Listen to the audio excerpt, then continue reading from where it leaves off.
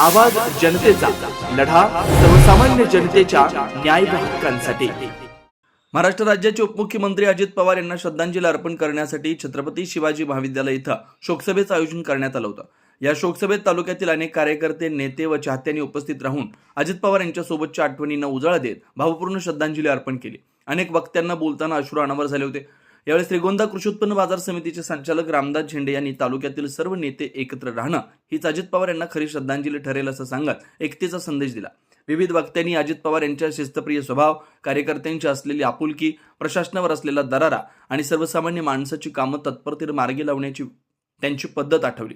युवा नेते, सहकार क्षेत्रातील पदाधिकारी, शेतकरी नेते व महिला नेतृत्व यांनी अजित पवार हे अभ्यासू, स्पष्ट वक्तव्य, धडाडीचे नेतृत्व होते असं नमूद केलं।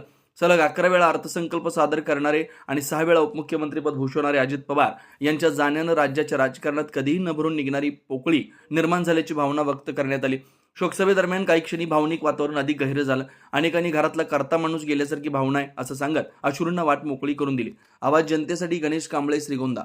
नवनवीन घडामोडी आणि सत्य बातमी पाहण्यासाठी आजच आमच्या YouTube चॅनलला सबस्क्राईब करा, शेअर करा आणि लाईक नक्की करा।